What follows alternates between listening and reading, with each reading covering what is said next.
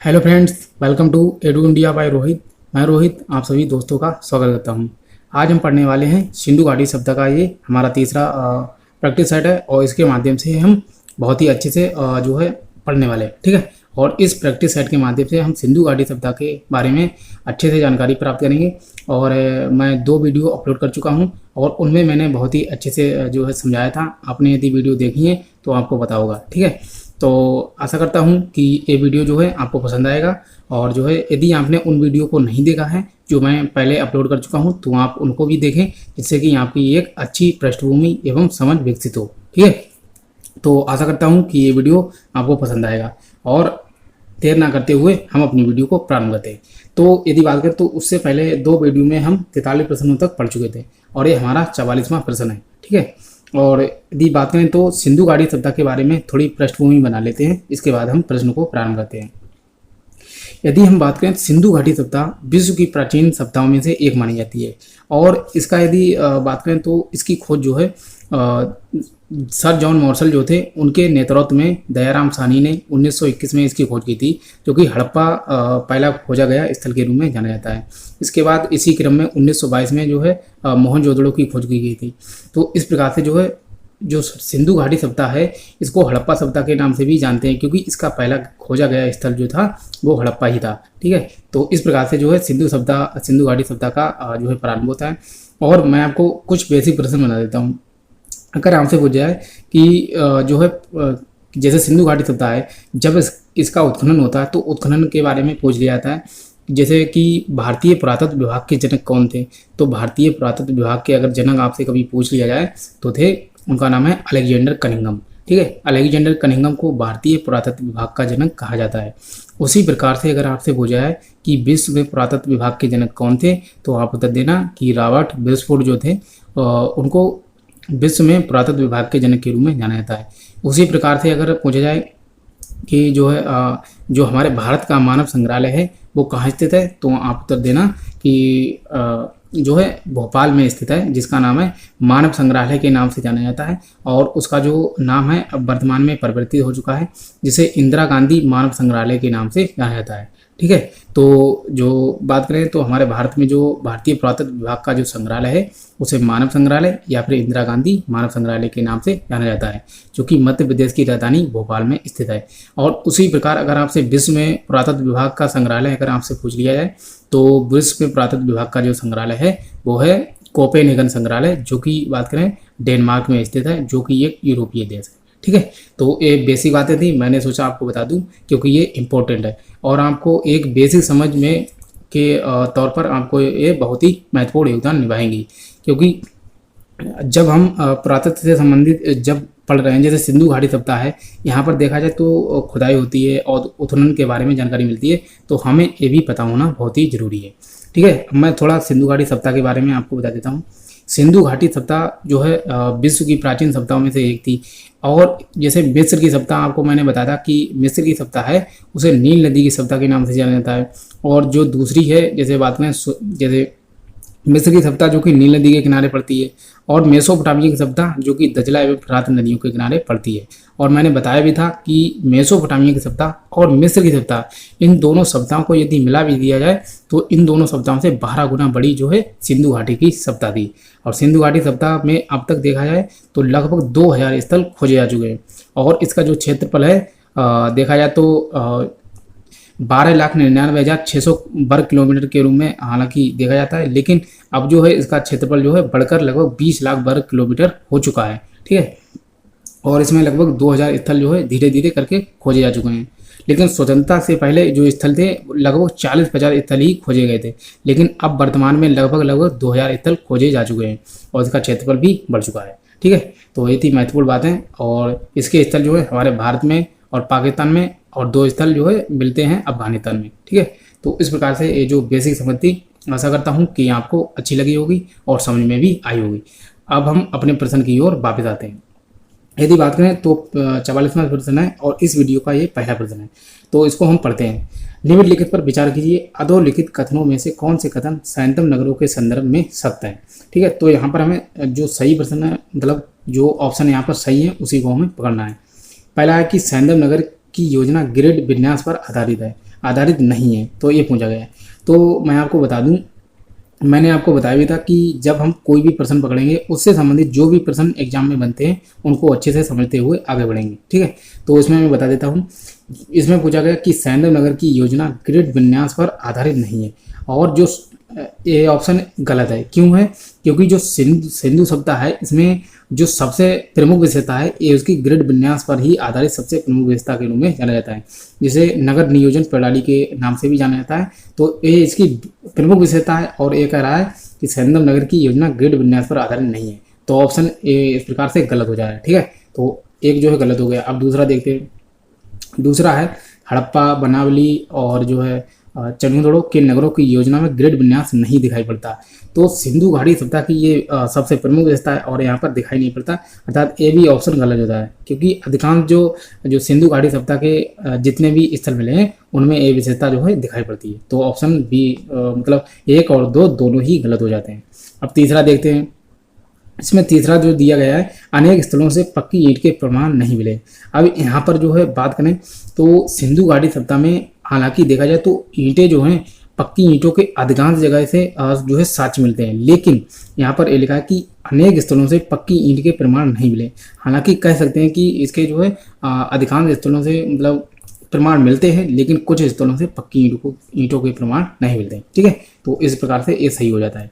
इसके बाद चौथा है, हड़प्पा में पक्की ईंट का पर्याप्त प्रयोग दिखाई पड़ता है, किंतु जो है संभवतः यहाँ प्रमुख रूप से प्रयुक्त नहीं हुई। ठीक है, तो ये ऑप्शन भी ठीक है। क्यों?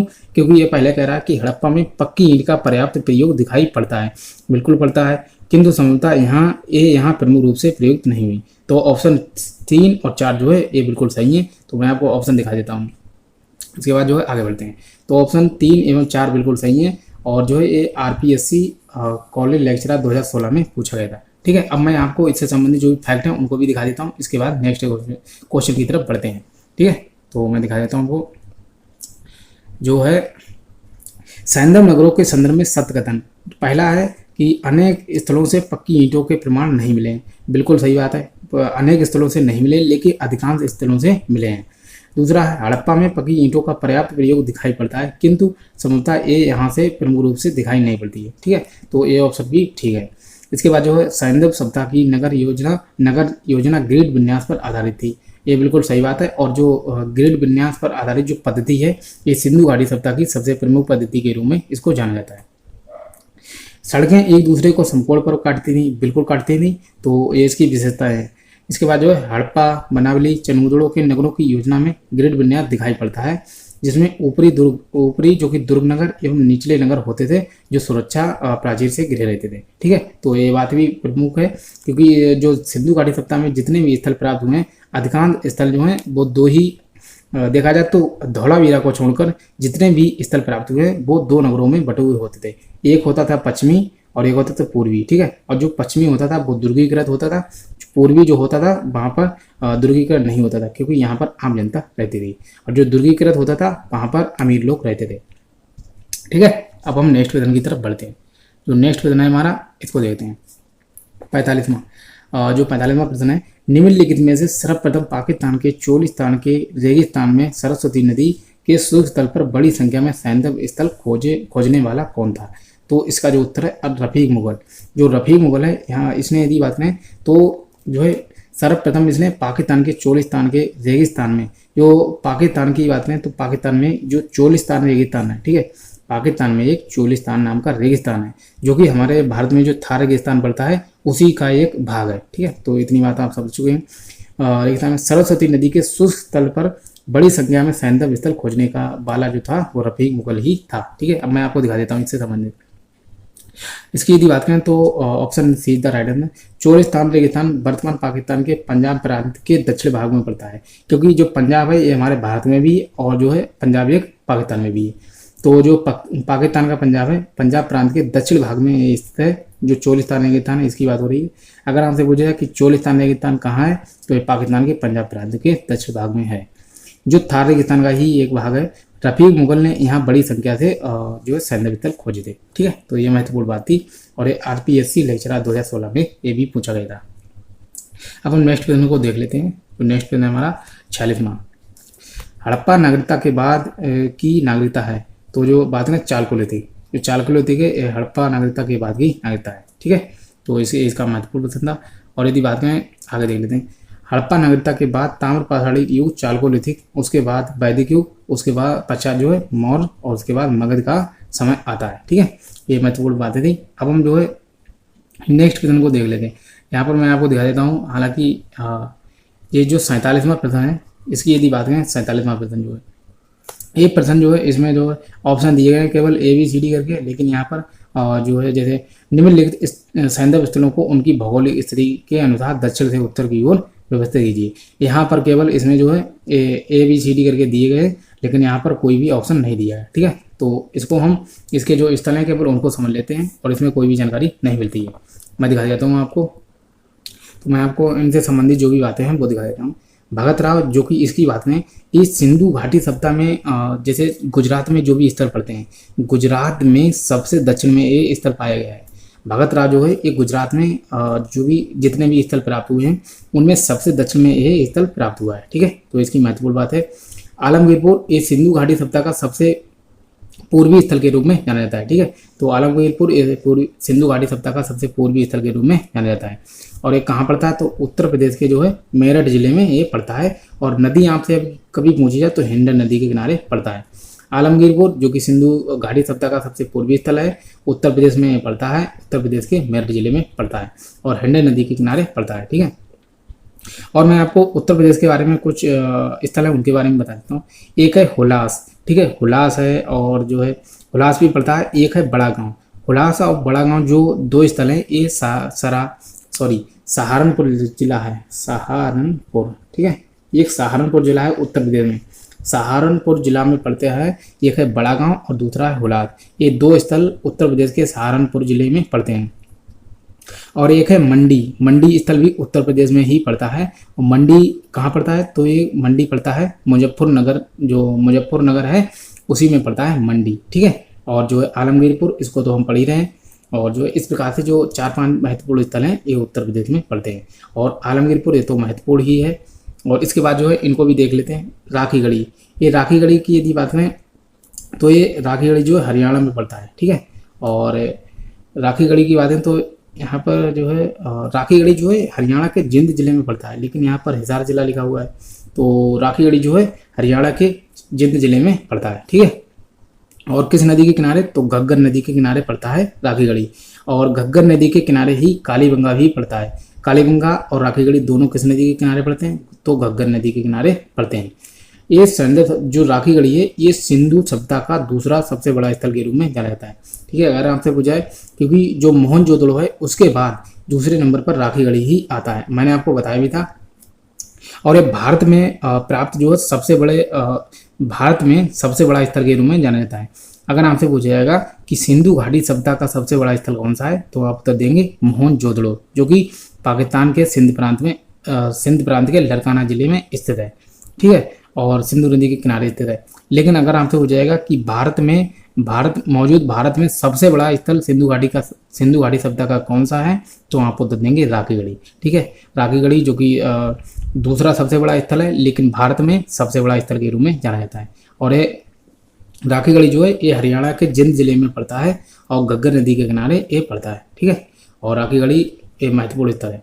और अगर पूरी सिंधु घाटी सभ्यता का पूछा तो दूसरा सबसे बड़ा स्थल के रूप में जाना जाता है। इसका उत्खनन जो है अमरेंद्र नाथ जो है इन्होंने इसका उत्खनन करवाया था। अब हम नेक्स्ट प्रश्न को देख लेते हैं। जो नेक्स्ट प्रश्न है हमारा 48वां। इनमें से कौन सा लोथल और चनूदड़ो में स्थित हड़प्पा वालों के अत्यंत महत्वपूर्ण उद्यम थे? तो इनमें से उद्यम जो इनकी बात करें तो मणिकर्मण, जो मणि निर्माण है ये लोथल और चनूदड़ो के लोग थे, इनका ये महत्वपूर्ण उद्यम के रूप में जाना जाता है। ठीक है, तो मणि निर्माण लोथल और चनूदड़ो के जो है महत्वपूर्ण उद्यम के रूप में जाना जाता है। अब हम नेक्स्ट प्रश्न को देख लेते हैं। जो नेक्स्ट क्वेश्चन है हमारा 49वां, हड़प्पा वालों की आयात कर लेने वाली अत्यंत प्रमुख वस्तु कौन सी थी? तो आयात कर लेने वाली अत्यंत प्रमुख वस्तु कौन सी थी? तो ना जो धातु एवं कीमती नग है, इन्हीं पर जो है आयात कर जो है लिया जाता था। ठीक है, तो धातु और कीमती नग। इसके बाद यदि बात करें तो नेक्स्ट इसके बारे में थोड़ा देख लेते हैं, इसके बाद आगे बढ़ते हैं। हड़प्पा के लोग राजस्थान के खेतड़ी खान से तांबा का आयात करते थे। जो हड़प्पा वासी थे, वे राजस्थान के जो है खेतड़ी, एक खान है खेतड़ी जो कि राजस्थान में पड़ती है, यहाँ से तांबा का आयात किया जाता था। और जो है इसके बाद जिंक है, जिंक यहाँ पर लिखा है कि जिंक या जस्ता की मात्रा भारतीय उपमहाद्वीप में कम होने के कारण अफगानिस्तान से आयात करते थे। एक हैगा उसका नाम है टिन। ठीक है, टिन, जो टिन है इसकी बात करें तो इसका जो है आयात होता था अफगानिस्तान और ईरान से टिन का आयात होता था। ठीक है, तो अगर आपसे टिन का पूछा है तो टिन का आयात जो है वो अफगानिस्तान ईरान से होता था। एक है लाजबर्द। ठीक है, लाजबर्द है। इसकी यदि बात है तो लाजबर्द का जो आयात है ये होता था मेसोपोटामिया की सभ्यता से। ठीक है, अर्थात मेसोपोटामिया से इसका आयात होता था।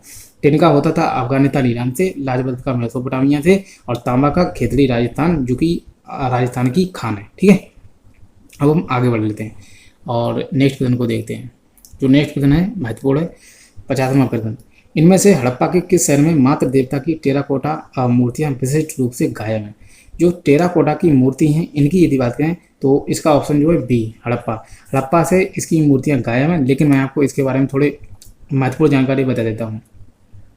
अगर हमसे पूछा जाए कि मातृ देवी की जो मिट्टी की बनी हुई मूर्तियां हैं, जिन्हें मिरर मूर्ति कहते हैं, तो मिट्टी की बनी हुई मूर्ति जो है वो 3 जगहों से प्राप्त हुई हैं। अर्थात टोटल 4 हैं, लेकिन 3 जो हैं वो पाकिस्तान से और एक भारत है। जैसे हड़प्पा है, मोहनजोदड़ो और चनुदड़ो, इन 3 स्थलों से मातृ देवी की मूर्ति के जो है प्रमाण मिलते हैं। ठीक है, मैं फिर से बता देता हूँ, हड़प्पा, मोहनजोदड़ो और चनुदड़ो, 3 स्थलों से मातृ देवी की मिट्टी की बनी हुई मूर्ति के साक्ष्य मिलते हैं। और एक स्थल है हमारे भारत में जिसका नाम है बनावली। ठीक है, तो अगर आपसे प्रश्न पूछा गया कि हड़प्पा के किस शहर में मातृ देवी की जो है मिट्टी की बनी हुई मूर्तियां मिलती हैं, तो जो है भारत में अगर पूछा गया तो एकमात्र है जिसका नाम है बनावली। ठीक है, तो एकमात्र है जिसका नाम है बनावली, जो कि हरियाणा में स्थित है। ठीक है, हरियाणा के हिसार जिले में स्थित है बनावली। और जो है इसका जो बनावली और जो हड़प्पा, मोहनजोदड़ो एवं चनुदड़ो, 3 स्थलों से, जो कि तीनों के दिनों पाकिस्तान में पड़ते हैं। तो ये प्रश्न बन सकता है और ऑप्शन यहाँ पर B is the right answer. अब जो इसके बारे में थोड़ी जानकारी है वो भी मैं आपको दिखा देता हूँ। हड़प्पा से पक्की मिट्टी टेराकोटा की स्त्री मूर्तिकाएं भारी संख्या में मिली हैं। एक मूर्तिका में स्त्री के गर्भ से निकलता हुआ पौधा जो है ये दिखाया गया है। ठीक है, तो ये क्या है कि एक मूर्तिका में जो एक मूर्ति है उसके स्त्री के गर्भ से निकलता हुआ एक पौधा दिखाया गया है, और जिसको सम्मुखता कहा गया कि ये पृथ्वी देवी की प्रतिमा है। ठीक है, तो उसको जो मार्शल एक इतिहासकार है उसने कहा है कि जो मिट्टी की बनी हुई मूर्ति मिली जिसके स्त्री के गर्भ से निकलता हुआ एक पौधा दिखाया है, वो सम्भवतः जो है पृथ्वी देवी की ही मूर्ति है। ठीक है, तो उसने किसने कहा है, अगर आपसे पूछ लिया जाए कभी तो मार्शल ने कहा है। हड़प्पा सभ्यता के लोग धरती को उर्वरता की देवी मानकर इसकी पूजा करते थे। ठीक है, तो उर्वरता की देवी की पूजा भी होती थी। यहाँ पर सिंधु घाटी सभ्यता में जो है देखा जाए तो मातृ देवी की मूर्तियाँ जो है सर्वाधिक मिली हैं, क्योंकि मातृ देवी की मूर्तियां मिलने के कारण इस सभ्यता को मातृ सत्तात्मक सभ्यता के रूप में भी कह सकते हैं। क्योंकि यहाँ पर जो पुरुषों की जैसे बात करें, यहाँ पर पशुपति शिव और उर्वरता की देवी जिन्हें कहा जाता है पृथ्वी माता के रूप में जानते हैं, तो इनका जो है इनकी पूजा विशेष रूप से होती थी। ठीक है, और सबसे प्रिय पशु यहाँ पर देखा जाए तो बैल जो होता था वृषभ, जिसको कोबड़ वाला बैल जो होता था उसको, या डीड वाला बैल भी कहते हैं, तो उसे जो है सबसे प्रमुख या प्रिय पशु के रूप में जानते हैं। और यहाँ पर गाय का जो है प्रचलन नहीं था, गाय के बारे में जो है वैदिक सभ्यता में उसको जाना जाता है। और जो गाय है वो वैदिक सभ्यता का सबसे प्रिय पशु के रूप में जाना जाता है। लेकिन हमारे जो सिंधु घाटी सभ्यता है इसमें जो कुबड़ वाला बैल होता है उसको जो है सबसे प्रिय माना जाता है। इसके बाद जो है नेक्स्ट प्रश्न अब हम देख लेते हैं और बारी बारी से अच्छे से समझते हुए चलेंगे। ठीक है, नेक्स्ट प्रश्न है 51वां, जो है किस नदी के तट पर मोहनजोदड़ो की खुदाई संपन्न हुई थी? अब ये तो बहुत ही सरल प्रश्न पूछा गया है। मोहनजोदड़ो मैं आपको जब भी किसी स्थल के बारे में बताता हूँ तो उसको नदी किसने खोज की है, कब, हालांकि जैसे मोहनजोदड़ो और चनूदड़ो, सॉरी मोहनजोदड़ो और जो है हड़प्पा, इनके बारे में जो है इनके सन भी पूछ ली जाती है कि कब खुदाई हुई थी। हालांकि अन्य जो स्थल हैं जो बाद में खोजे गए उनके बारे में, उनके सन के बारे में नहीं पूछा जाता, लेकिन बाकी उनकी नदियाँ किस नदी के किनारे मिले हैं, कौन सी जगह पर मिले, वो पूछ लिया जाता है। तो मोहनजोदड़ो जो है इसकी खुदाई 1922 में हुई थी। ठीक है, मैं इसको बता देता हूँ। 1922 में इसकी खोज हुई थी और इसकी खुदाई जो है मोहनजोदड़ो की 1922 में हुई थी। और ये मिला कहाँ था, तो ये सिंधु नदी है उसके जो है दाएं तट पर मिला था। ठीक है, तो सिंधु नदी के दाएं तट पर, यहाँ पर केवल सिंधु ही पहुंचा है, तो सिंधु नदी के दाएं तट पर ये एक पाकिस्तान का सिंध प्रांत में सिंधु नदी के दाएं तट पर इसके साक्ष्य मिलते हैं। और जो है दाएं तट पर साक्ष्य मिलते हैं। और जो है एक लड़काना जिला है, सिंध प्रांत में ही लड़काना जिला है, उसी में इसके साक्ष्य मिलते हैं। ठीक है, तो यहाँ पर तो उत्तर है हमारा सिंधु नदी। और इनके बारे में यदि बताऊं तो रावी नदी के किनारे कौन सा स्थल मिलता है, तो जो हड़प्पा स्थल है वो रावी नदी के किनारे ही मिलता है। सतलज की बात करें तो सतलज के किनारे मिलता है रोपड़। जो रोपड़ है ये हमारे भारत के पंजाब प्रांत में पड़ता है, और जो हड़प्पा है वो पाकिस्तान के पंजाब प्रांत में रावी नदी के तट पर पड़ता है। ठीक है, तो ये DSSS भी PGT में पूछा गया था। और इसके बारे में अब हम आगे देख लेते हैं जो नेक्स्ट प्रश्न है। यदि नेक्स्ट प्रश्न की बात करें तो बहुत ही महत्वपूर्ण है, 52वां प्रश्न। हड़प्पा की ईंट के माप का अनुपात है। जो हड़प्पा की ईंट प्राप्त हुई है इसका अनुपात क्या है, जो 1:2:4। ठीक है, 1:2:4 अगर आपसे पूछ जाए तो 1:2:4 का अनुपात था हड़प्पा की ईंट। और मैं आपको ईंट के बारे में कुछ विशेष बातें बता देता हूँ। यहाँ पर जो भी ईंटें प्राप्त हुई हैं उनकी यदि बात करें तो सबसे ज़्यादा जो ईंटें हैं वो प्राप्त हुई हैं मोहनजोदड़ो से। ठीक है, क्योंकि मोहनजोदड़ो में एक भट्टा मिला है, और भट्टा में आपको अनुमान लगा ही सकते हैं जहाँ पर भट्टा होगा वहाँ पर सर्वाधिक ईंटें प्राप्त होंगी। तो सिंधु घाटी सप्ताह में सर्वाधिक ईंटें प्राप्त हुई हैं मोहनजोदड़ो से, और सबसे चौड़ी ईंटें भी मोहनजोदड़ो में ही प्राप्त हुई हैं। अगर आपसे पूछा जाए कि सबसे चौड़ी ईंटें कहाँ प्राप्त हुई हैं तो मोहनजोदड़ो से। सर्वाधिक ईंटें कहाँ से प्राप्त हुई हैं तब भी आप उत्तर देंगे मोहनजोदड़ो से। अगर आपसे पूछा जाए कि बकराकार ईंटें कहाँ से प्राप्त हुई हैं तब आप उत्तर देंगे चनूदड़ो। ठीक है, और आपसे अगर पूछा जाए कि बकराकार तो हो गई चनूदड़ो से, अगर आपसे पूछा कि अलंकृत ईंटों के साथ कहाँ मिलते हैं तो आप देंगे कालीबंगा से। ठीक है, तो ये बातें भी महत्वपूर्ण हैं और आपको पता होनी चाहिए। अब मैं आपको नीचे भी दिखा देता हूँ। हड़प्पा की जो ईंटें हैं इनका अनुपात था 7:14:28। जब इनको मत से जब काटते हैं तो 1:2:4 के अनुपात में ये हो जाते हैं। ठीक है, तो 1:2:4 के अनुपात में थी हड़प्पा की ईंटों के माप। अब हम नेक्स्ट क्वेश्चन को देख लेते हैं। नेक्स्ट क्वेश्चन है हमारा 53वां, इसको देख लेते हैं। यहाँ पर डैश दिया गया, ने सिद्ध किया कि हड़प्पा के लोगों में एक सामान्य दफनाने की पद्धति थी। तो ये पूछा गया है, अब इसको हम देख लेते हैं। इसमें ऑप्शन ए को देखते हैं। सबसे पहले, जमीन में गड़े हुए मुर्दों के सिर हमेशा उत्तर दिशा में होते थे और जो है होते थे। तो ये जो बात है बिल्कुल सही है, क्योंकि जो सिंधु घाटी सप्ताह है, पहले सबको देख लेते हैं, इसके बाद मैं आपको इससे संबंधित कुछ महत्वपूर्ण बातें उनको भी समझा देता हूँ। तो जमीन में गड़े हुए मुर्दों के सिर हमेशा उत्तर दिशा में होते थे, ये बिल्कुल सही बात है। दूसरा है, मुर्दों को दफनाते समय आमतौर पर चीज़ों का इस्तेमाल करते थे, तो ये बात भी बिल्कुल ठीक है। अब मैं आपको इससे संबंधित, हालांकि इसका जो उत्तर है option see the right answer, क्योंकि ए और बी दोनों ही ठीक है। मुर्दों को बैठे हुए आसन पर ही दफनाते थे, ये बात गलत है। और मैं आपको बता दूं इससे संबंधित कुछ फायदे। अगर आपसे पूछा जाए कि सिंधु घाटी सभ्यता में जो है जो मुर्दे होते थे उनको किस प्रकार से जो है दफनाया जाता था, कौन सी दिशा में, तो उनका जो सिर होता था, ठीक है, सिर जो होता था वो होता था उत्तर में, ठीक है, नॉर्थ में, ये हो गया सिर। और पैर जो होते थे वो होते दक्षिण में, अर्थात साउथ में। ठीक है, तो पैर होते थे दक्षिण में। और मैं आपको दिखाया हूँ, जैसे अगर जो भी दफनाया जाता था सिंधु घाटी सभ्यता में, उसका जो सिर होता था वो होता था उत्तर में और पैर होते थे दक्षिण में। जो आज के समय में भी परंपरा चलती है, तो वही परंपरा थी सिंधु घाटी सभ्यता में। लेकिन एक अपवाद है, उनको भी समझ लेते हैं। कालीबंगा में अपवाद मिला है। इसमें बात करें जो मुर्दा है उसकी बात करें तो जो मुर्दा है, मैंने हालांकि ये तो सिंधु घाटी सभ्यता की विशेष बात थी कि यहाँ पर जो सिर होता था वो उत्तर में और जो पैर होते थे वो दक्षिण में। लेकिन कालीबंगा जो मिला है, कालीबंगा, उसमें जो है इसकी बात करें तो जो पैर होते थे वो होते थे पैर होते थे उत्तर में और जो सर होता था वो दक्षिण में। तो ये मतलब इसका अपवाद मिला है कि अगर आपसे पूछा है कि जो है ऐसा कौन सी जगह है जहाँ से मतलब मुर्दों को जो है उसके सर होता था दक्षिण में और जो होता पैर होते थे उत्तर में, इस प्रकार से साक्ष्य मिले हैं। तो जो है इसके प्रमाण मिलते हैं कालीबंगा से। ठीक है, सर होता था दक्षिण में और पैर होते थे उत्तर में। ये मतलब देखा जाए तो सिंधु घाटी सप्ताह में सामान्य रूप से तो उत्तर और दक्षिण में मतलब दफनाया जाता है कि सर होता था उत्तर में और पैर होते थे दक्षिण में, ठीक है, जो कि आज भी परंपरा है। लेकिन जो कालीबंगा है यहाँ से इसका विपरीत मिलता है, ठीक है, तो आप विपरीत के रूप में समझ सकते हैं। और दो स्थल और हैं, एक है लोथल, ठीक है, लोथल से मैं लिख देता हूँ लोथल। लोथल से क्या था कि लोथल से जो मिलते हैं साथ उसके जो मुर्दा होता था उसके पैर तो थे, पैर मिलते थे पूर्व में और जो सर मिलता था वो मिलता था पश्चिम में, ठीक है, तो लोथल से यहाँ के साथ मिलते हैं। और एक और था, ठीक है, लोथल के विपरीत। अब जैसे अगर पूछा जाए कि सामान्य, यहाँ पर आपको कन्फ्यूजन हो रहा होगा, मैं आपको फिर से समझा देता हूँ। जैसे अगर पूछा जाएगा सिंधु घाटी सप्ताह में मुर्दों को किस प्रकार से दफना रहे थे, तो जो मैंने आपको भी दिखाया था कि उत्तर में सर होता था और दक्षिण में पैर, ये सामान्य दशा में इसको दफनाया जाता था। लेकिन इसका अपवाद मिला था कालीबंगा से, जहाँ से इसका उल्टा था, ठीक है, पैर होते थे उत्तर में और जो सर होता था वो दक्षिण में, ठीक है, ये उल्टा था। लेकिन लोथल में क्या था कि यहाँ पर जो सर होता था पूर्व में और पैर होते थे पश्चिम में, लोथल से इसके साथ मिले। और एक है रोपड़, ठीक है, रोपड़।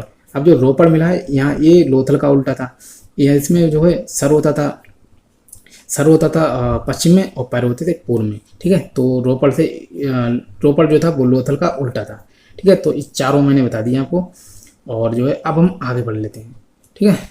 और मैं आपको एक विशेष बात और बताता हूँ, जो सिंधु घाटी सप्ताह है यहाँ पर तीनों ही प्रथाएं प्रचलित थी, जैसे आंशिक समाधान, पूर्ण समाधान और जो है दाह संस्कार, तीनों ही प्रथाएं मतलब प्रचलित थी, ठीक है। और इन तीनों प्रथाओं के एक जगह पर मतलब एक स्थल पर साक्ष्य कहाँ मिलते हैं, तो उसका नाम है कालीबंगा। कालीबंगा से तीनों के ही साक्ष्य मिलते हैं, दाह संस्कार और आंशिक समाधान और पूर्ण समाधान, इन तीनों के ही साक्ष्य मिलते हैं कालीबंगा से, ठीक है। तो ये महत्वपूर्ण बातें थी। अब मैं आगे बढ़ता हूँ। यदि बात करें तो जो पहले इसके बारे में थोड़ा समझ लेते हैं जो भी। तो इसमें जमीन में गड़े हुए मुर्दे का सिर हमेशा उत्तर दिशा में मतलब उत्तर दिशा की ओर होता था, लेकिन दफनाते समय तो इस प्रकार से इसको समझ लेते हैं। जमीन में गड़े हुए मुर्दे का सिर हमेशा उत्तर दिशा में होता था और दफनाते समय आमतौर पर उनके निजी वस्तुओं को उनके साथ दफनाया जाता था। इसने ये सिद्ध किया कि हड़प्पा के लोगों के में एक समान दफनाने की पद्धति है, ठीक है।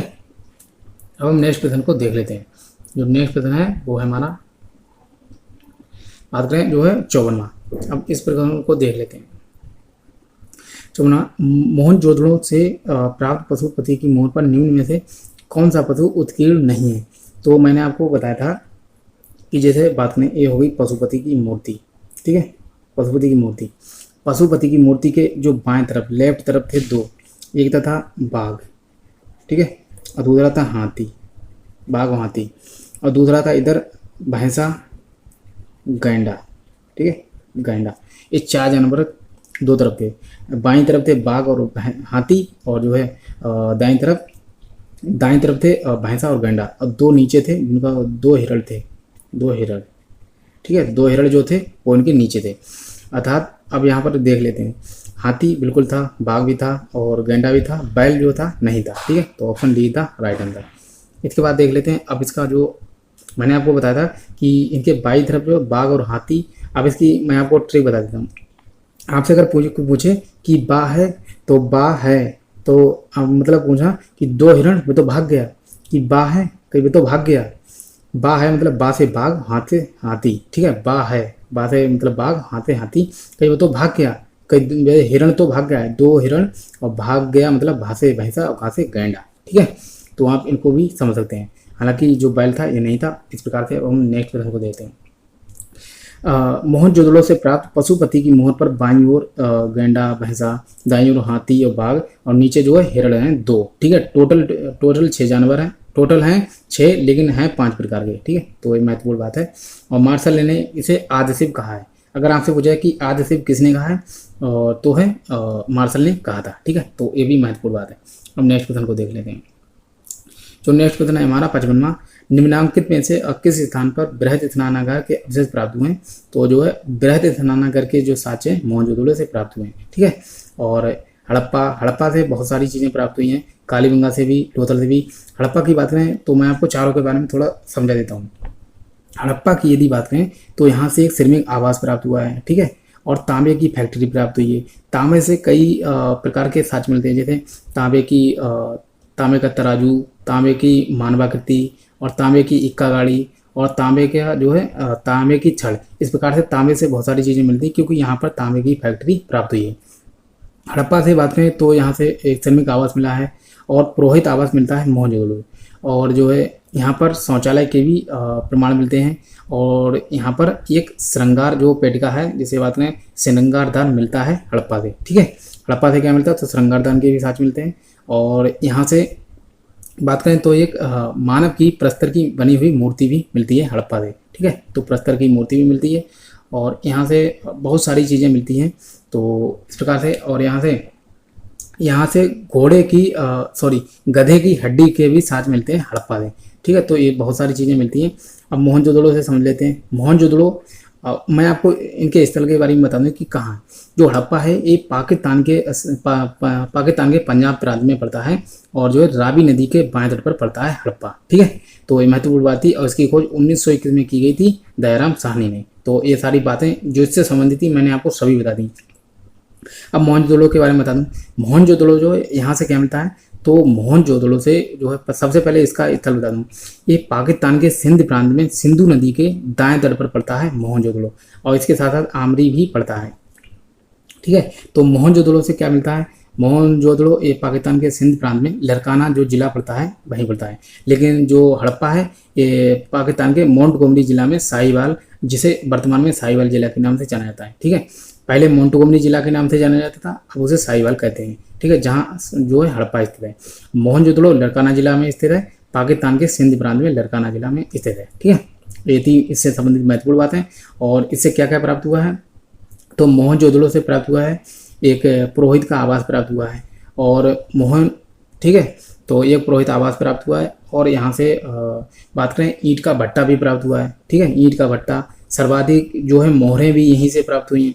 ठीक है, सर्वाधिक मोहरें भी प्राप्त हुए हैं। और एक मोहर ऐसी है जो है नाव के बात करें तो एक आकृति है जिस पर नाव के जैसे मोहर है, मोहर पर नाव की आकृति के साथ जो है कहाँ से मिलते हैं, अगर आपसे पूछा जाए कि जैसे ये हो गई मोहर और मोहर पर नाव की आकृति है। ठीक है, तो इसके साथ मिलते हैं मोहनजोदड़ो से। मोहर जो है ये मोहर मान लीजिए यहाँ, और मोहर पर एक नाव की आकृति के साथ कहाँ मिलते हैं तो मोहनजोदड़ो से।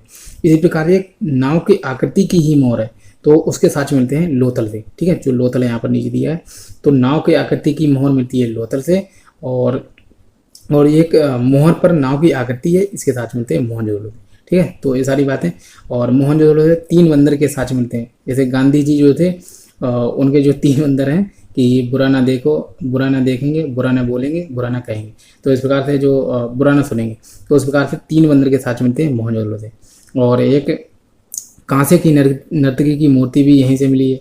और यहाँ से मोहनजोदड़ो से बृहद स्नानागार के साथ मिलते हैं, एक स्नान कुंड जो कि बृहद स्नानागार के ही अंदर पड़ता है, और विशाल अन्नागार के भी साथ मिलते हैं मोहनजोदड़ो से। और बहुत सारी चीज़ें यहाँ से मिलती हैं। और ठीक है, तो सारी एक साथ बताना थोड़ा डिफिकल्ट हो जाता है।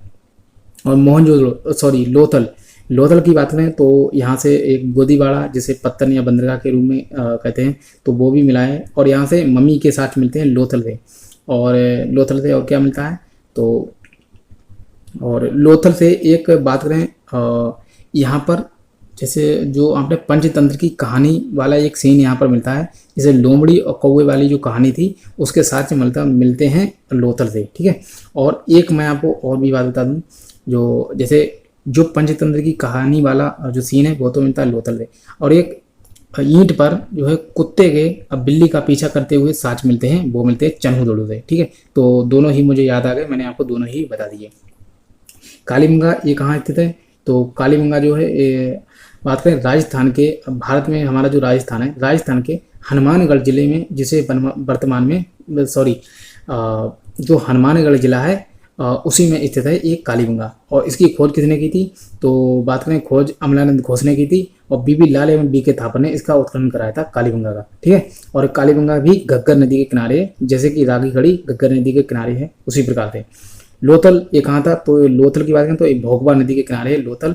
मोहनजोदड़ो सिंधु नदी के किनारे, लोथल भोगवा नदी के किनारे, हड़प्पा रावी नदी के किनारे, और जो है कालीबंगा घग्गर नदी के किनारे। ठीक है, तो ये थी महत्वपूर्ण बातें और आगे हम समझ लेते हैं। इनसे संबंधित, क्योंकि ज़्यादा डीपली हो जाता है।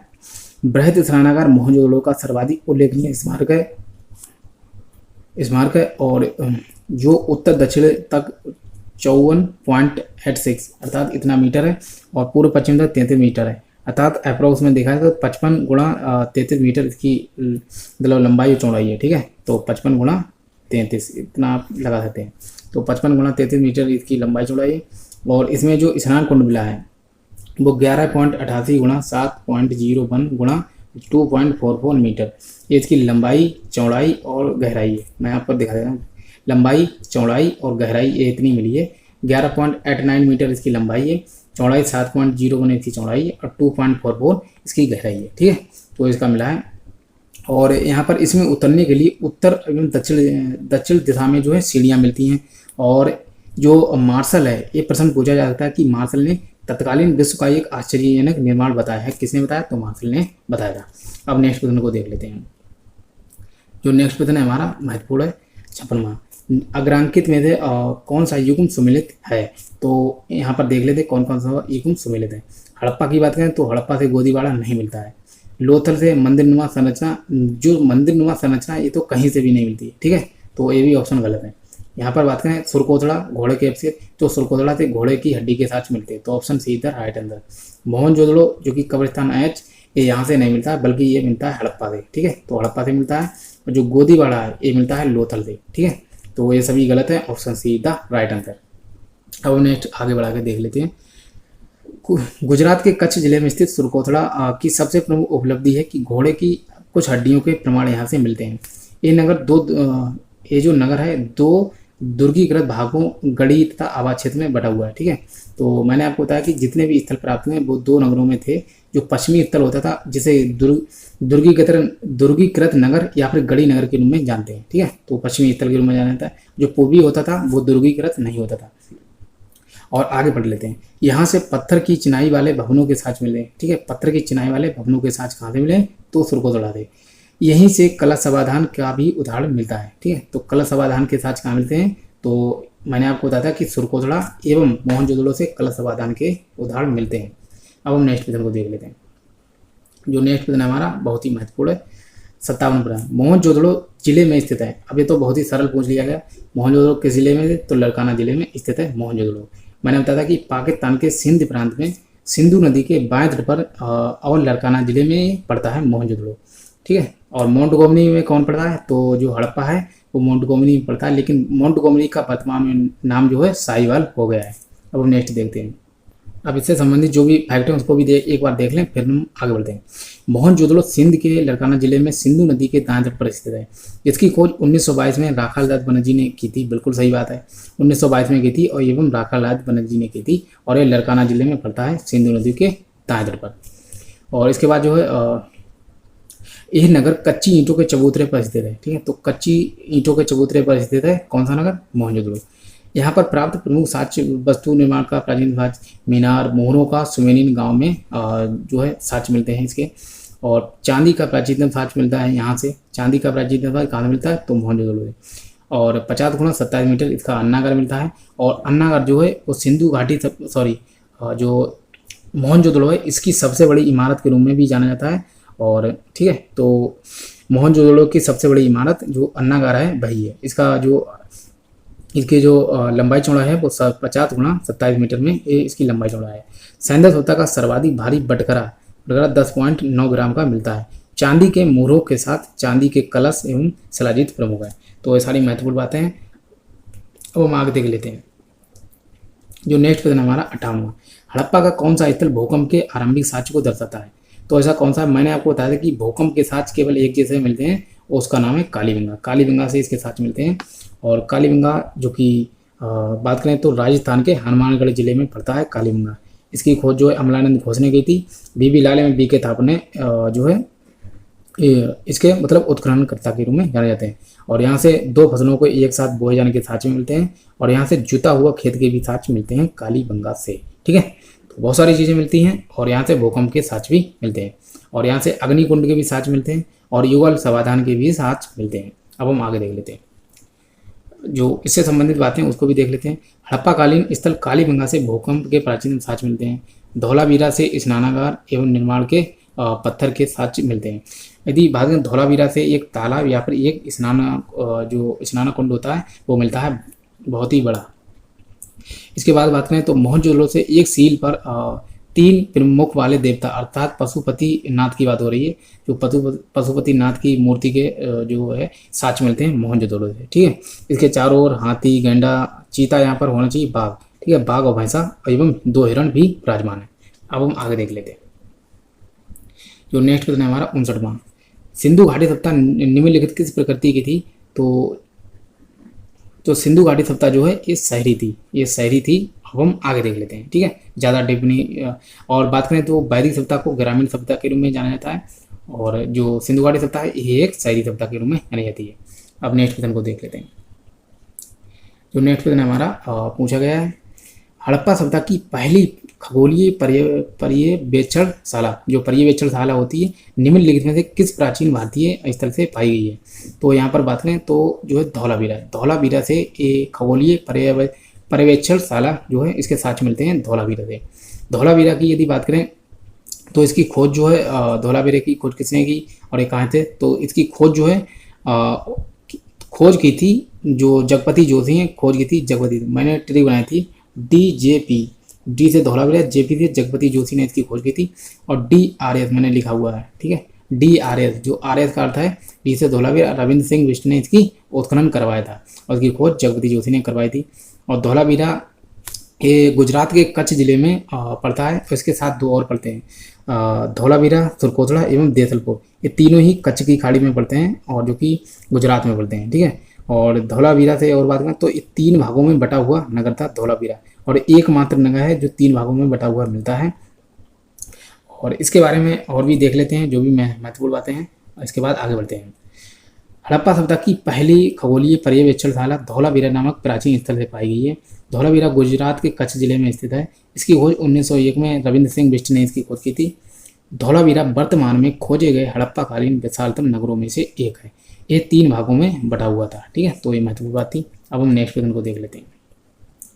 जो नेक्स्ट क्वेश्चन हमारा 61वां, मोहनजोदड़ो में किले व शहर में सबसे चौड़ी सड़कें क्रमशः थी।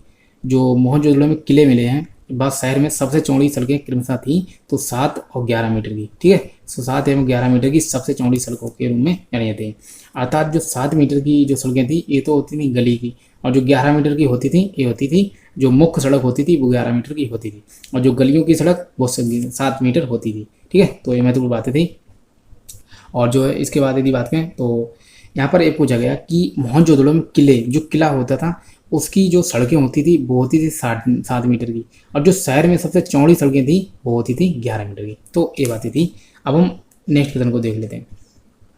जो नेक्स्ट क्वेश्चन हमारा ये बहुत ही महत्वपूर्ण है। इसकी यदि बात करें तो 62वां है, हड़प्पा सभ्यता में निम्न में से किसकी जानकारी नहीं मिली थी? तो ढेकली, कुआं, कुले, यहाँ पर यदि बात करें तो जो है नहर के साक्ष्य ना के बराबर मतलब मिलते ही नहीं, केवल एक स्थल है, मैं आपको बता दूंगा जहाँ से इसके साक्ष्य मिलते हैं, ठीक है, लेकिन जब देखा जाता है तो यहाँ पर इसके साक्ष्य नहीं मिलते हैं। और ढेकली, कुएं के तो साक्ष्य बहुत ही मिलते हैं। जो सर्वाधिक कुआं है 700 कुएं के साक्ष्य मिलते हैं मोहनजोदड़ो से, ठीक है, तो सर्वाधिक कुआं कहाँ से मिलते हैं? मोहनजोदड़ो से मिलते हैं। और कुएं पर पुल्ली, ढेकली ये सभी के साक्ष्य मिलते हैं, लेकिन जो नहर के साक्ष्य हैं वो केवल एक जगह से मिलते हैं। और यहाँ पर जो उत्तर है वो ऑप्शन सी है कि निम्न में से किसकी जानकारी नहीं थी? तो नहर की जानकारी नहीं थी, क्योंकि यहाँ पर जब एक स्थल से मिलते हैं तो समझ लो, क्योंकि यहाँ पर लगभग 2000 स्थल खोजे जा रहे हैं, अगर 2000 में से एक स्थल में भी अगर एक चीज़ मिल रही है तो अर्थात इसका अर्थ यही हुआ कि इसके बारे में जानकारी नहीं थी। तो उसका नाम है सोरतुगोई, ठीक है, मैं आपको दिखा देता हूँ, सोरतुगोई, ठीक है, मैं आपको दिखा देता हूँ। जो सोरतुगोई है यहीं से इसके साक्ष्य मिलते हैं, ठीक है, सोरतुगोई से इसके साक्ष्य मिलते हैं। और जो सोरतुगोई है ये अफगानिस्तान में एक स्थल है, ठीक है, तो सोरतुगोई से, और यहाँ से सोरतुगोई से ही एक नहर का साक्ष्य मिलता है, और यहाँ से जुते हुए खेत के भी साक्ष्य मिलते हैं। जैसे कि कहाँ से मिले थे? तो कालीबंगा से मिलते हैं, लेकिन सोरतुगोई का नाम बहुत ही ना के बराबर आता है और ये अफगानिस्तान में स्थित है, ठीक है। अब नेक्स्ट बढ़ते हैं। जो नेक्स्ट क्वेश्चन है हमारा उसको समझ लेते हैं। जैसे यदि बात करें तो तो इसमें समझ लेते हैं, हड़प्पा सभ्यता में नहर का साक्ष्य नहीं प्राप्त हुआ था। सिंधु नदी पर बांध का निर्माण का साक्ष्य मिलता है। घरों में कुआं के साक्ष्य भी मिलते हैं। ठीक है, तो नहर का साक्ष्य मैंने आपको बता दी केवल एक जगह से मिलता है, तो ना के बराबर ही है। नेक्स्ट क्वेश्चन है हमारा 63वां। इसमें देखते हैं, निम्नलिखित में से किन हड़प्पीय स्थलों से अग्नि वेदिका के साक्ष्य मिलते हैं। अग्नि वेदिका अर्थात अग्निकुंड के साक्ष्य कहाँ कहाँ से मिलते हैं, तो यहाँ पर देखा जाए तो कालीबंगा से तो मिलते ही हैं, और इसके साथ साथ लोथल से भी मिलते हैं, लेकिन लोथल यहाँ पर है ही नहीं। ठीक है, तो कालीबंगा से मिलते हैं, और इसके साथ जो है जो रंगपुर है यहाँ से भी मिलते हैं। तो ऑप्शन अब यहाँ पर देख लेते हैं, कालीबंगा और रंगपुर। तो इस प्रकार से option be the right answer. ठीक है, मैं आपको दिखा देता हूँ कि यहाँ पर जो है कालीबंगा और रंगपुर से मिलते हैं, तो 3 और 4 अर्थात option be the right answer. केवल 3 और 4 से मिलते हैं, ना तो बनावली से मिलते हैं और ना ही आमरी से। और जो है जो इनके बारे में बता दें कि कहाँ कहाँ स्थित है। ये जो आमरी है ये पाकिस्तान के सिंध प्रांत में स्थित है। बनावली है, इसकी यदि बात करें तो हरियाणा के जो है हिसार जिले में पड़ता है बनावली। और बनावली जो कि रंगोई नदी के किनारे स्थित है, और किसी एग्जाम में पूछा भी गया था। रंगपुर जो कि गुजरात में स्थित है, और ठीक है, तो रंगपुर की खोज की थी शिकारीपुरा रंगनाथ राव ने रंगपुर की खोज की थी। और कालीबंगा की हम पढ़ चुके हैं कि बीबी लाल एवं बी के थापर ने इसका उत्खनन कराया था, और जो है अमलानंद घोष ने इसकी खोज की थी। ठीक है, तो इसके बारे में केवल आमरी के बारे में इतना ही काफ़ी है कि ये कहाँ स्थित है। इसके बारे में समझ लेते हैं। हड़प्पाकालीन स्थलों में अग्नि वेदिका के प्रमाण कालीबंगा से मिलते हैं और रंगपुर से भी मिलते हैं।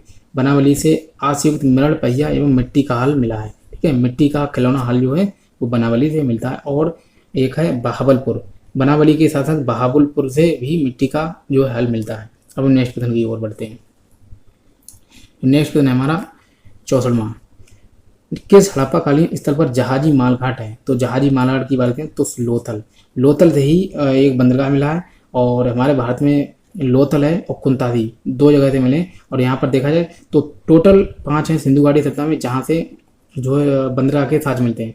भारत में है एक कुंतासी और लोथल 2 स्थल हैं हमारे भारत में, जो कि कुंतासी और लोथल दोनों के दोनों गुजरात में हैं। लेकिन 3 स्थल ऐसे हैं जो पाकिस्तान में हैं, जो कि बंदरगाह स्थल के रूप में जाने जाते हैं। एक है सुतगांगेडो, ठीक है, एक सुतगांगेडो, दूसरा बालाकोट, और तीसरा हो गया अल्लादीनो। ठीक है, मैं बता देता हूँ, पहला सुतगांगेडो और बालाकोट, ये दोनों के दोनों बलूचिस्तान प्रांत में पाकिस्तान में स्थित हैं। लेकिन जो अल्लादीनो है तीसरा, ये पड़ता है सिंध प्रांत में। ठीक है, तो ये 3 और लोथल और कुंतासी 2 5 टोटल 5 स्थल थे बंदरगाह स्थल के रूप में जाने जाते थे सिंधु घाटी सभ्यता में, और ये पीजीटी 2016 में पूछा गया था।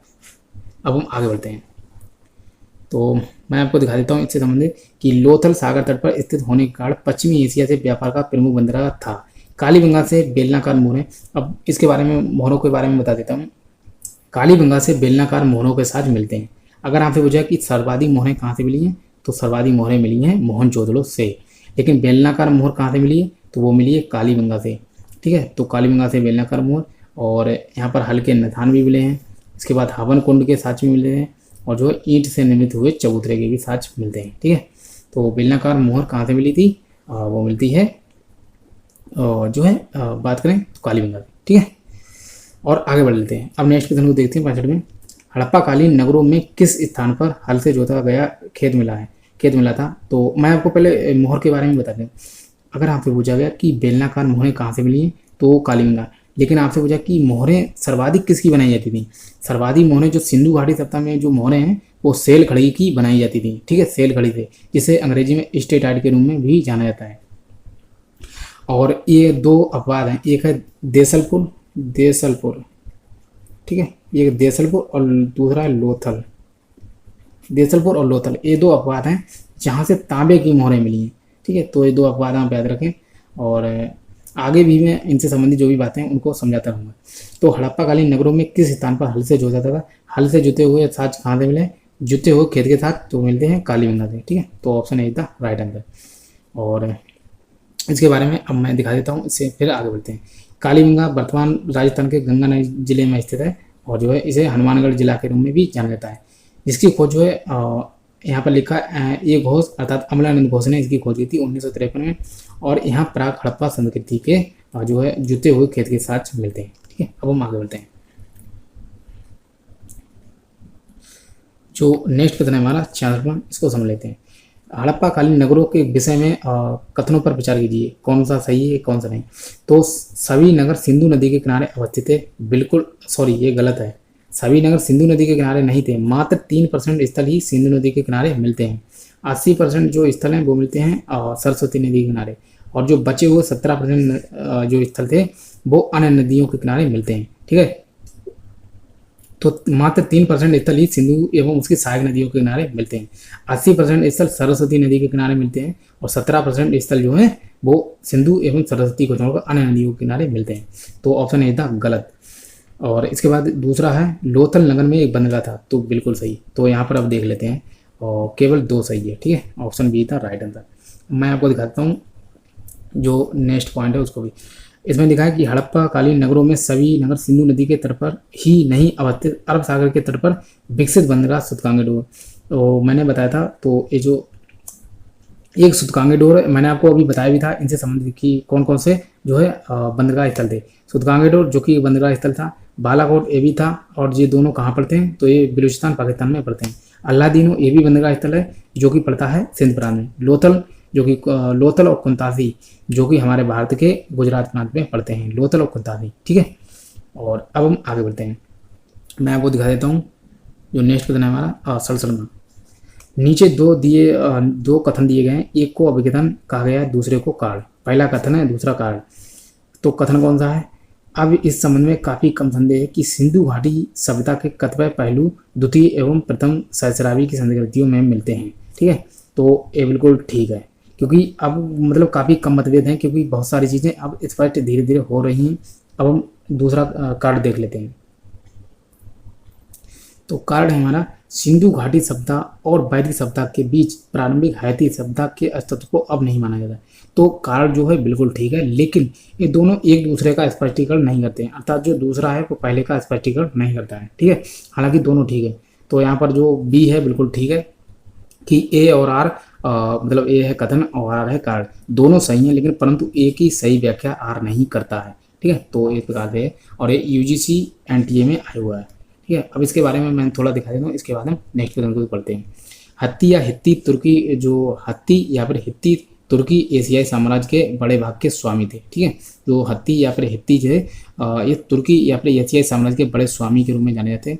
भाषा के रूप में हित्ती जो थे हिंदू यूरोपीय परिवार की भाषा के रूप में इनको जाना जाता है, परंतु उसकी लिपि जो थी प्राचीन सुमेरी साजुली अजूठी है, और उसका साहित्य ओकादी अथवा उससे भी पूर्ववर्ती सुमेरी से प्रभावित थी। ठीक है, तो सारी बातें इंपॉर्टेंट विषय नहीं है, हालांकि जो हमने पढ़ा था वो इम्पोर्टेंट है कि जो भी अभी पढ़ा था। और इसके बाद जो है अब हम नेक्स्ट पढ़ते हैं। बात करें तो 68वां प्रश्न है, उस स्थल की पहचान कीजिए जहाँ घोड़ा होने के प्रमाण नहीं मिलते। ठीक है, तो घोड़ा होने के प्रमाण नहीं मिलते। जो बात करें गलियाई, बुर्जोम, पिराक और इनमामो, इनमें से जो बुर्जोम है यहीं से घोड़ा होने के प्रमाण नहीं मिलते हैं, बल्कि बाकी जो है इनसे मिलते हैं। तो बुर्जोम जो है ये सिंधु घाटी सभ्यता का स्थल नहीं है, बल्कि ये पहाड़ काल का स्थल है बुर्जोम यहाँ, और ये नव पहाड़ काल का स्थल है बुर्जोम। यहाँ से बात करें तो बुर्जोम से जो है बात करें तो गड्ढाघर जो कि गर्तावास होते हैं उनके साथ मिलते हैं, और यहाँ से ठीक है तो गर्तावास के साथ मिलते हैं, और कुत्ते के मालिक के साथ दफनाए जाने के भी साथ मिलते हैं बुर्जोम से। और हमारे सिंधु घाटी जो सभ्यता है इसमें भी एक स्थल रोपड़। ठीक है, ये रोपड़ जो है इसकी यदि बात करें तो ये पंजाब में पड़ता है। कहाँ पड़ता है?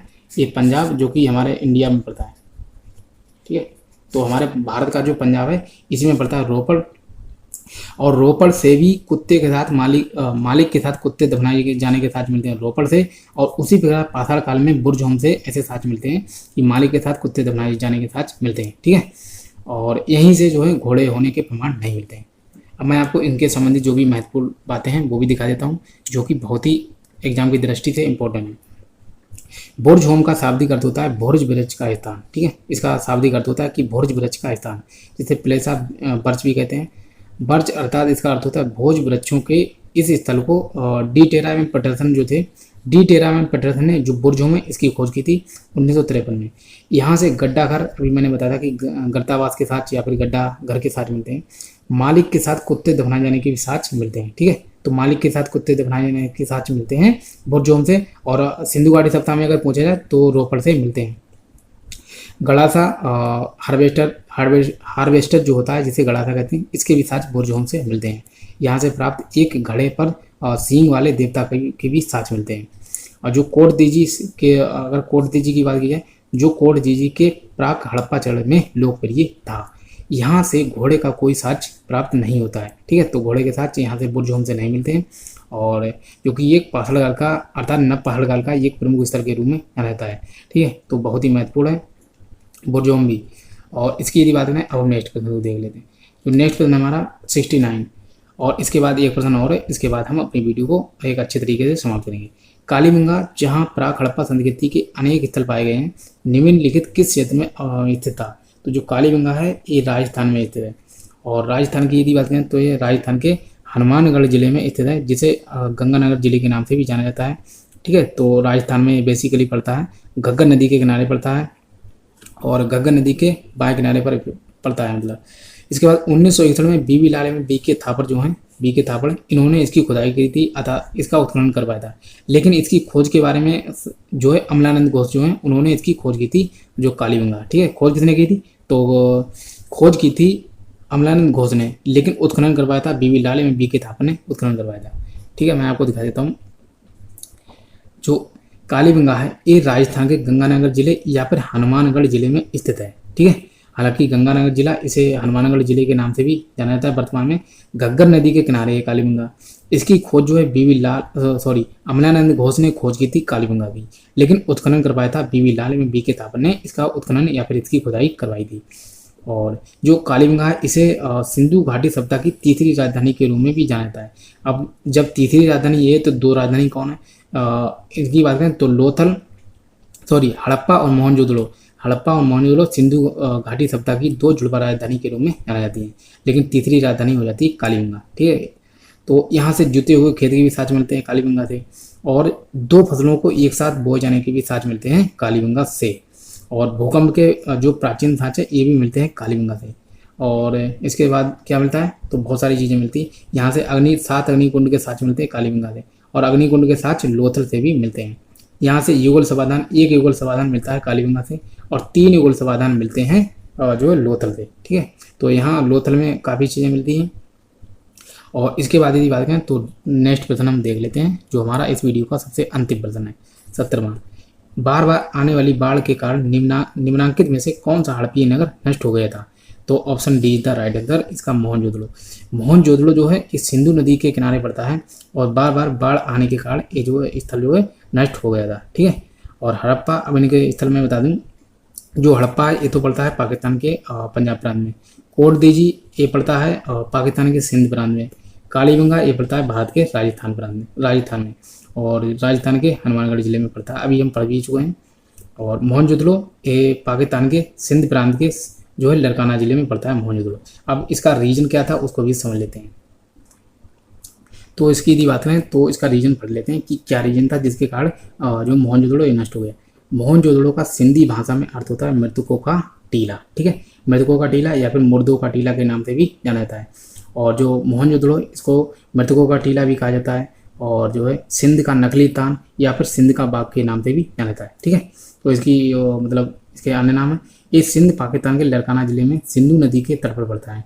ये सिंधु घाटी सभ्यता का एक नगर है जो विशालकाय टीलों से ढका हुआ है। सर्वप्रथम इसकी खोज जो है राखालदास बनर्जी ने 1922 में की थी। मैंने आपको बताया भी था कई बार। बृहद स्नानागार बात में तो बृहद स्नानागार के भी साक्ष्य मिलते हैं मोहनजोदड़ो से। ठीक है, मोहनजोदड़ो का सर्वाधिक महत्वपूर्ण सार्वजनिक स्थल जो है बृहद स्नानागार ही है। इसके केंद्रीय खुले प्रांगण के बीच जलकुंड है। जलकुंड की जो लंबाई थी 11.88 मीटर इसकी लंबाई, 7.01 इसकी चौड़ाई, और 2.44 जो है इसकी गहराई। तो 11.88 इसकी हुई लंबाई चौड़ाई, और 7.01 चौड़ाई, और 2.44 इसकी गहराई। तो इस प्रकार से ये सभी मीटर में ही है। ठीक है, और इसके बाद जो है जो जलकुंड है इसकी मैंने लंबाई चौड़ाई गहराई बताई है। तो जो इस स्नानागार है इसके बीच ही जो है जलकुंड मिलता है, जिसे जलाशय के रूप में भी जानते हैं। यहाँ से कांसे की एक विशालकाय नर्तकी की मूर्ति मिली। ये प्रश्न कई बार पूछा गया कि कांसे की नर्तकी की मूर्ति कहाँ से मिली है, तो वो मिलती है मोहनजोदड़ो से, जो द्रवी मोम विधि से बनाई गई है। ये नगर बार बार बाढ़ के आने के कारण जो है नष्ट हो गया था। ठीक है, तो ये इसका रीजन था। इस प्रकार आशा करता हूँ कि ये हमारा लास्ट प्रश्न था और ये वीडियो जो है आपको पसंद आई होगी। यदि बात करें आपको ये वीडियो यदि पसंद आई है तो इस वीडियो को लाइक करें, शेयर करें एवं चैनल को भी सब्सक्राइब कर लें। और ये जो श्रृंखला है ये हम बहुत ही अच्छे प्रकार से चला रहे हैं और आशा करता हूँ कि ये जो श्रृंखला है आपको पसंद आ रही होगी। और यदि पसंद आई तो वीडियो को लाइक करें, और जो है लाइक करने से जो है मुझे मोटिवेशन मिलता है और इससे जो है, तो इस प्रकार से आशा करता हूँ कि ये वीडियो आपको पसंद आया होगा। तो मिलते हैं नेक्स्ट वीडियो में, तब तक के लिए चैनल से जुड़े रहें। जय हिंद, वंदे मातरम।